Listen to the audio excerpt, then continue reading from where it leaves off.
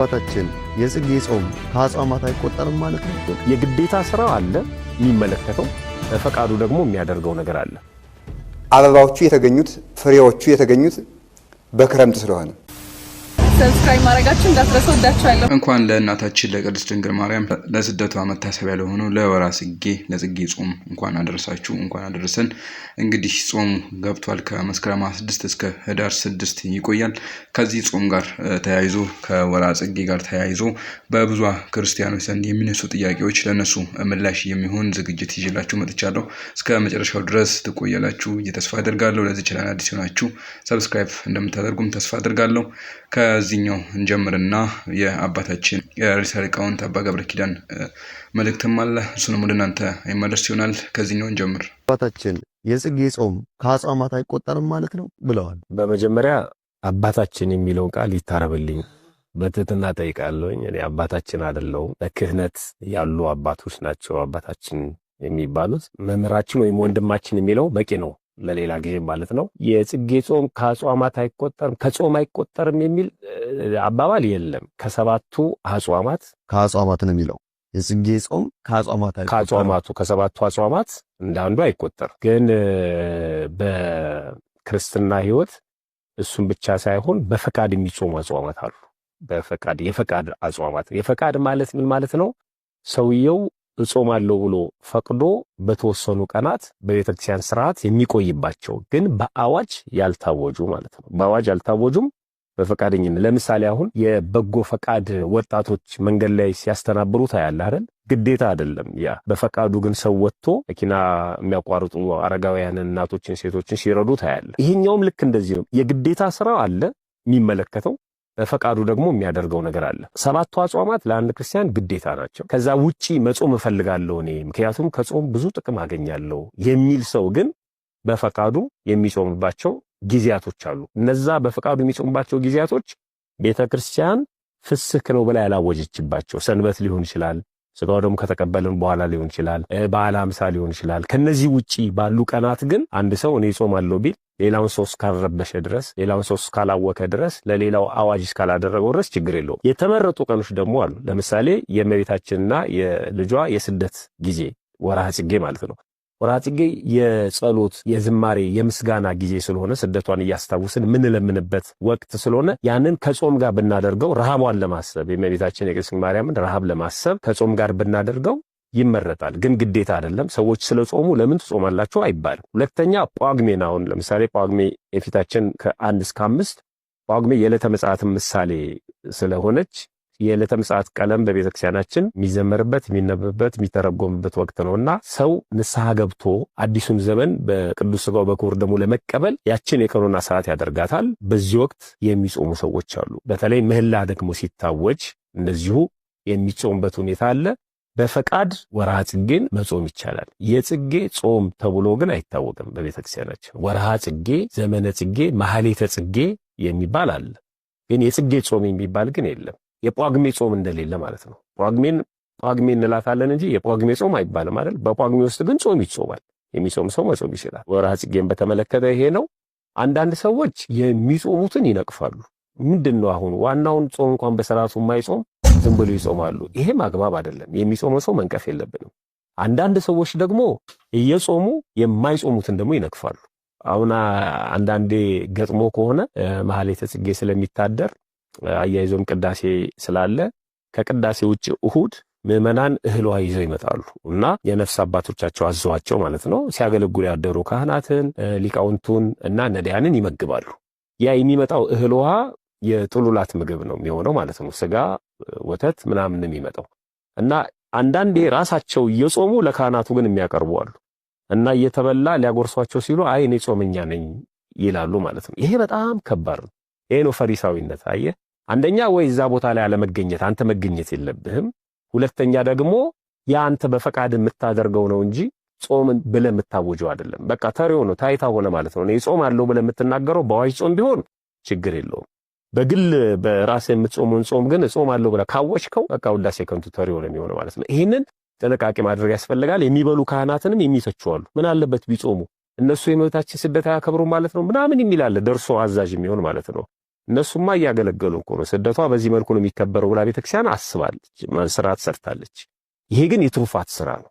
የትሩፋት ስራ አንድ ሰው ቅዳሴ እስከ 9 ሰዓት አስቀድሶ ወደ ቤቱ መሄድ ይችላል አይደለ? ብዙ ሰዎች ወደ ቤታቸው ሄደው ቤት ያፈራውን ይከምሳሉ። አይ እኔ እስከ 1 ነው የምቆየው ብሎ ግቢ ውስጥ ቢቆይ መብቱ ነው። በቃ ግን እንዴት 9 ሰዓት ትጨርሱታላችሁ 11 ሰዓት ነው መሆን ያለበት ብሎ መከራከር ግን አይችልም። ሌሎቹን ሳይነቅፍ እሱ ግን ተሰውሮ ቆይቶ በኋላ ላይ መመገብ ይቻላልና ይሄ የፈቃድ ጾም ነው። የአዋጅ ጾም ግን አይደለም። የጽጌ ጾም ተብሎም አይጠራም። ስለዚህ መጀመሪያው አባታችን የጽጌ ጾም ከአጽዋማት አይቆጠርም የሚል የጽጌ ጾም አይባልም እንጂ ወርሃ ጽጌ ዘመነ ጽጌ ካሊተ ጽጌ ጾምም አይደለም። ከሰባቱ አጽዋማት እንዳንዱ አይደለም። መጾም ግን ይቻላል። ስለ ወርሃ ጽጌ ስለ ጽጌ ጾም እንግዲህ ጠለቅ ያለ ማብራሪያ አድርገውልናል። እጅግ እናመሰግናለን። ግልጽ እንደሆነ ተስፋ አድርጋለሁ። አሁንም በዚህ ላይ አባታችን ርዕሰ ሊቃውንት አባ ገብረ ኪዳን ዝርዝር አድርገው ያስተምሩናል፣ ይነግሩናል። ከጽጌ ጾም ጋር በተያያዘ እስከ መጨረሻው ድረስ ተከታተሉ፣ አብራችሁን ቆዩ። ከመስከረም 26 እስከ ህዳር 6 ባለው ወር ውስጥ ቅድስት ቤተክርስቲያናችን ዘመነ ጽጌ ብላ ትጠራዋለች። ይህ ዘመነ ጽጌ 2 ነገሮችን በውስጡ የያዘ ሲሆን አንደኛው ስለ እመቤታችን ስደት የሚነገርበት፣ ስደቷ የሚታሰብበት፣ ምዕመናን ከስደቷ ተስፋ እናገኛለን ብለው የሚማጸኑበት፣ ሊቃውንቱ በማህሌት የሚያመሰግኑበት ጊዜ ነው። እመቤታችን ሁልጊዜም ከምዕመናን ልቡና የማትጠፋና ሁልጊዜም የሚያመሰግኗት ቢሆንም በዚህ ዘመን ደግሞ ልዩ መታሰቢያ ተሰጥቷት ትታሰባለች። ሁለተኛው እመቤታችን በጽጌ የሚለው የአበባ ዘመን ማለት ነው። ከዚያ ዘመን ጋር እመቤታችን ስለምትመሳሰል ብዙ ምሳሌዎች ስላሏት ያን ዘመን የጽጌ ለእመቤታችን ተሰጥቶ ይታሰባል ማለት ነው።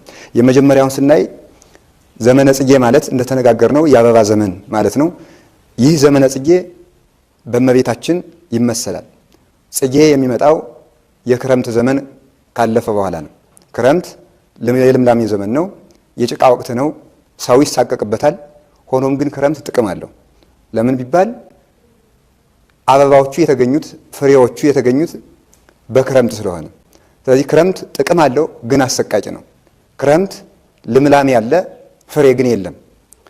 ክረምት ለገበሬዎቹ የተስፋ ዘመን ነው። የሚፈልጉትን እሸት አይበሉበትም፣ ግን የተስፋ ዘመን ነው። በዚህ ዘመን ይደርስልናል ብለው ቅጠሉን እያዩ በተስፋ ብቻ የሚጠግቡበት ጊዜ ነው። ለዓመቱም ሙሉ የጥጋብ ዘመን ፍሬ ለመውቃት ክረምቱ መሰረት የሚጣልበት ወቅት ነው። ቢያሰቅቅም ግን ይጣፍጣል።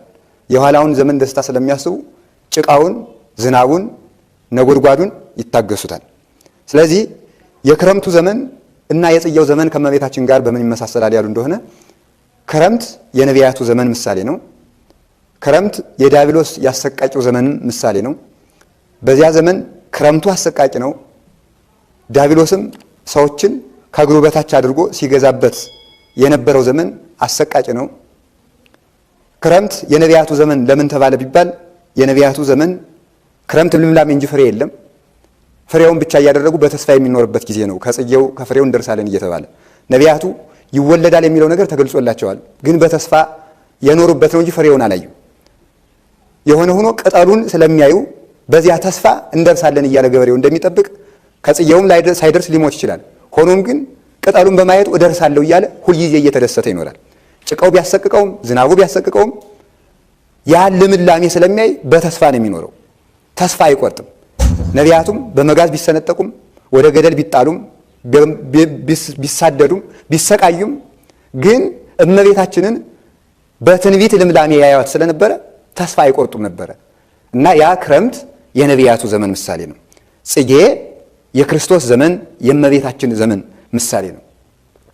ለምን በክረምት የተዘራው በጽጌ ዘመን አብቦ ይታያል። ነቢያቱ የዘሩት ትንቢት አብቦ አሸብርቆ የታየው በእመቤታችን ከእመቤታችን በኋላ ነው። ይህንን ጠቢቡ ሰሎሞን ሲገልጸው እስመናሁ ክረምት አለፈ ወዝናምን ይገባ ድሬሁ፣ እነሆ ዝናቡ አልፎ ሄደ፣ ክረምቱ አለፈ፣ ዝናቡም ወደ በጋነቱ ተመለሰ። ጽጌ አስተራየ በውስተ ምድርነ፣ አበባም በምድር ላይ ታየ። ጊዜ ገሚድ በፃ፣ ቆርጠን የምንበላበት እሸቱን የምንበላበት ጊዜ ደረሰ። ቃለ ማይነቅ ተሰማ በውስተ ምድርነ፣ ቁርዬዎች ሁሉ የሚያሽካኩበት የሚጮሁበት ዘመን ደረሰ እያለ ይናገራል። እነሆ ክረምት አለፈ የሚለው በአንድ በኩል ሰሎሞን የእስራኤል የመከራ ዘመን ክረምት ይባላል። 70ው ዘመን የባቢሎን ግዛት ያ ዘመን አለፈ። ጊዜ ገሚድ ጽጌ አስተርአየ ነቢያቱ እየሰበኩ የደስታ ዘመን መጣ እያለ ይተረጉመዋል። ወደ ምስጢሩ ሲተረጎም ግን እነሆ ክረምት አለፈ፣ የአዳም የመከራው ዘመን አለፈ። ጽጌ አስተርአየ በውስተ ምድርነ፣ ጽጌ ክርስቶስ በምድራችን ላይ ተገለጠ። ስለዚህ የመከራው ዘመን አለፈ። ጊዜ ገሚድ በጽሐ፣ ጽጌው ተቆርጦ ብቻ አልቀረም፣ ቆርጠን የምንበላበት ጊዜ ደረሰ። የቁርዬዎች ድምፅ ተሰማ። የነ ዮሐንስ መጥምቅ ስብከት መንግሥተ ሰማያት ቀርባለችና ንስሐ ግቡ እያሉ የእነሱ ስብከት ተሰማ፣ የሐዋርያቱ ስብከት ተሰማ እያለ በመኃልየ ዘሰሎሞን ምዕራፍ 2 ቁጥር 14 ላይ ገልጾታል። ስለዚህ ክረምት አለፈ የሚለው የመከራውን ዘመን ነው። እመቤታችን በጽጌ የተመሰለችበት ምክንያት ምንድን ነው ሲባል ጽጌ አበባ ማለት ነው። እነዚህ አበቦች አይፈትሉም፣ አይደክሙም ጌታችን በማቴዎስ ወንጌል እንደተናገረው። ነገር ግን ከራሳቸው የፈነደቀው አበባ ለነሱ ልብስ ይሆናቸዋል። መልሶ ያኑ ልብስ አድርገው ይኖራሉ። እመቤታችን በዚህ ዓለም ለጆሮቿ ጌጥ፣ ለዓይኖቿ ኩል፣ ለእጆቿ አምባር፣ ለእግሮቿ ጫማ በማድረግ ልብስን በመቃየር አልደከመችም። የእመቤታችን ልብሷ ምንድን ነው ቢባል ራሱ ኢየሱስ ክርስቶስ ነው። አበቦቹ ከራሳቸው ያወጡትን አበባ ልብስ አድርገውት ያጌጥ ሆኗቸው እንደሚኖር ለእመቤታችን ጌጧ ልጇ ነው። ለዚህ ነው ቅዱስ ዮሐንስ በራእይ መጽሐፉ ምዕራፍ 12 ላይ እነሆ በሰማይ ታላቅ ምልክት ታየ፣ ፀሐይን የለበሰች ሴትም አየሁ፣ እግሮቿም ስር ጨረቃ ነበር፣ ጨረቃን ተጫምታ ነበር፣ በራሶቿም ላይ 12 አክሊላት ነበሯት ይላል። ይሄ የሚያመለክተው ፀሐይን ለበሰች የተባለው ፀሐይ ክርስቶስ ነው። እንዲያውም የዚች ዓለም ፀሐይ ጠዋት ነበረች፣ ማታ ግን ትጠፋለች። ኢየሱስ ክርስቶስ ግን ፀሐይ ዘኢየዐርብ የማይገባ ፀሐይ ነው። ይችኛይቱን ፀሐይ ቢለብሷት ቀን ብቻ ነው፣ ሌሊት ግን ሊለብሷት አይቻልም። ኢየሱስ ክርስቶስ ግን በሌትም በቀንም የሚያበራውን ሁልጊዜ የማይለይ ብርሃንን ለብሳ ትኖራለች እመቤታችን። የዚችን ዓለም ፀሐይ በሽተኞች ሊሞቋት አይችሉም። ህዳሪ መውጣት የማይችሉት ወደ ውጭ መውጣት የማይችሉት ሊሞቋት አይቻላቸውም። ለምን? መውጣት ስለማይችሉ። ክርስቶስ ግን ድውያን በቤታቸው ሆነው እስረኞች በታሰሩበት የሚሞቁት ፀሐይ ነው። ስለዚህ ይሄን ፀሐይ የለበሰችው ሴት እመቤታችን ናት። ማርያም እሰ ርህቅት ይእቲ እምኩሉ ሰርጎ ዓለም ወበይንተዝ አሰርገዋ በኩሉ ሰርጎ መንፈሳዊ ይላሉ ኢትዮጵያውያን ሊቃውንት። ማለት ምን ማለት ነው? እመቤታችን ከዚህ ዓለም ጌጥ የራቀች ነበረች። የዚህን ዓለም ጌጥ ስለናቀችውም ወይም ከዚህ ዓለም ጌጥ በመራቋም በሁሉም መንፈሳዊ ጌጦች አስጌጣት ይላል። ስለዚህ የእመቤታችን ጌጧ ልጇ ነው። የእመቤታችን ጌጧ መንፈስ ቅዱስ ነው። ይህንን የለበሰች ናቸው 12ቱ አክሊላት፣ 12ቱ ሐዋርያት ናቸው። እነሱም ጌጦቿ ናቸው። እሷም መልሳ ለነሱ ጌጣቸው ናት። ሞገሶም ለሐዋርያት፣ ሞገሰ ስብከቶም ለሐዋርያት እንላታለን። ለሐዋርያትም ጌጣቸው ናት። ጨረቃን ተጫምታ ነበር። ጨረቃ ዮሐንስ መጥምቅ ነው። ጨረቃ ሰርቅ ካደረገችበት ቀን ጀምሮ እስከ 15ኛው ቀን እየሞላች ትሄድና በ15ኛው ቀን ሙሉ ትሆናለች። ዮሐንስ መጥምቅ አንገቱን ከተቆረጠ በኋላ 15 ዓመት አስተምሮ አርፏል። ጨረቃን ተጫምታ ነበር ማለት በእግሯ ማለት ከእግሯ ስር ገና ከእናቱ ማኅፀን ሆኖ ስለሰገደላት ነው። ስለዚህ አበቦቹ ከራሳቸው አመንጭተው አበባው ጌጥ እንደሚሆናቸው ለእጽዋቱ እመቤታችንም የወለደችው ልጇ መልሶ ለራሷ ጌጥ ነበረ። ይሄ ነው በአበባ የተመሰለችበት ምክንያት። በሌላ በኩል አበቦቹ ደስ ይላሉ። አበባ የማይማርከው የለም። እመቤታችን ያልማረከችው ሰው የለም። ነገስታቱም ዘውዳቸውን አሽቀንጥረው እስከ መሰደድ ደርሰዋል። ሰማይታቱ በእሳት እስከ መግባት ደርሰዋል። ነቢያቱም ይወዷታል። ወደዋት ውበቷ ያሳሳቸውና ስላልደረሱባት ግን አይ ዛቲ ብለው ቁጭ ይሉ ነበረ። ማናት ያቺ እንደ ጎህ የምትጎበኝ ይላሉ። ውበቷ ያሳሳቸውና ያልናፈቃት የለም እመቤታችን። መላእክትም ይናፍቋታል። ከፊት ጀምሮ ይወዷት ይመኟት ነበረ። ዛሬም ደግሞ ይሻሙባታል። ስለዚህ እመቤታችን በአበባ የተመሰለችበት ምክንያት ይሄ ነው። ከአበባ ለማር የሚሆን ወለላ ይቀሰማል። ከእመቤታችን ለቅዱሳን የሚጥም ክርስቶስ ተገኝቷል። በሌላ በኩል ጽጌ ነቢያቱ ጽጌ ይባላሉ። ለምንድን ነው ቢባል ንብ ከጽጌ አበባ ወለላ ቀስማ ወይም ደግሞ መዓዛ ቀስማ ያንን የማር ወለላ አድርጋ ትሰራዋለች። እመቤታችን የወለደችው ልጅ ነቢያቱ አበባ ሆነው ከነሱ የተቀሰመው የትንቢት አበባ ከእመቤታችን ልጅ ሆኖ ተወልዷል። የማር ወለላ ሆኖ ተወልዷል። ለአባታችን ቃሉትን ያሰማልን። ይህ የወርሃ ጽጌ የእመቤታችን በረከት የሚያድርብን የእመቤታችን ምልጃዋ የማይለየን በረከቷ በቤታችን የሚበዛበት ይሁንልን። መልካም ቆይታ ይሁንላችሁ። መልካም የጾም ወር ይሁንላችሁ። ወይም ደግሞ መዓዛ ቀስማ ያንን የማር ወለላ አድርጋ ትሰራዋለች። እመቤታችን የወለደችው ልጅ ነቢያቱ አበባ ሆነው ከነሱ የተቀሰመው የትንቢት አበባ እመቤታችን ልጅ ሆኖ ተወልዷል። የማር ወለላ ሆኖ ተወልዷል።